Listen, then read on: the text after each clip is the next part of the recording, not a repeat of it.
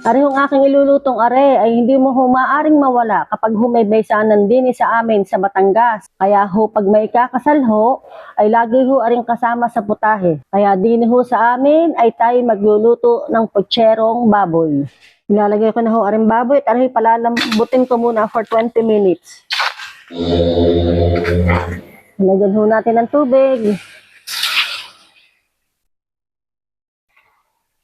For 20 minutes ko aring palalambutin muna.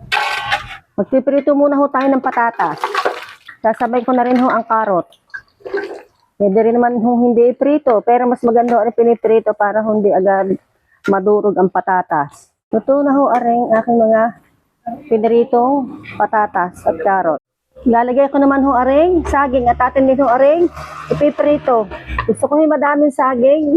Luto na ho aring saging. At rin maganda pag rin na iiprito. Buksan na ho natin, arihigan ang tubig. Ari atin munang papupulahin. Pagka ho ari garing mapula-pula na ang baboy, ay ari pwede na natin ilagay ang sangkap, ang mga ingredients. Gigisa na ho natin ang bawang. Lalagay na ho natin ang sibuyas. At ari ho ating kamatis. Okay na ho aring ating mga bawang, sibuyas at kamatis. Ari mapula na. Sasanin ko na ho ari sa ating karning baboy. Nalagyan po natin ng tomato sauce. Nalagyan po natin ng oyster sauce. Saka po aring patis. Patitiimin natin ang lasa. Nalagyan natin ng ginisa mix. My favorite, ginisa mix. Saka aring pamintang durog. Ilalagay ho natin aring aking Hans pork and beans. Ang ating garbanzos. Very many ingredients ito. Lalagyan ko din ho aring na kaunting tubig.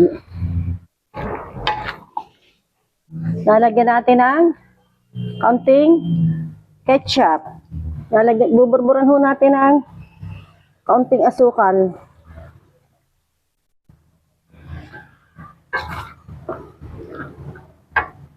Nadagdagan ko pa ho rin ng kaunting tubig. Ilalagay ko na ho ang ating sili. Red bell pepper. Ilalagay na po natin ang ating string bean, ang ating green beans. Ano pong ating carrot na aking ipinirito. Patatas po. Ang ating pong saging. My favorite saging, pritong saging. At ang ating pong bagyo. Pechay bagyo. Basa-basain lang ho natin ang ating pechay bagyo. Arin naman hipag na initan, arin naman hiluto na. Okay na ho are. Luto na ho are. Luto na ho are ang aking napakasarap na putserong baboy. Natin na ho isasalin sa lalagyan.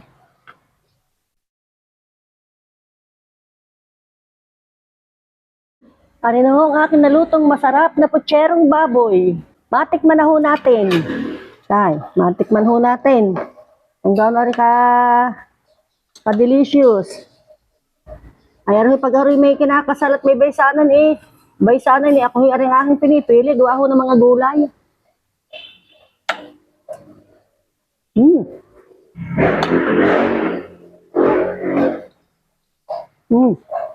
Busog na ako sa gulay. Pero sa gulay pala ay mabubusog na kayo. Nak, kaya na ho kayo din sa amin.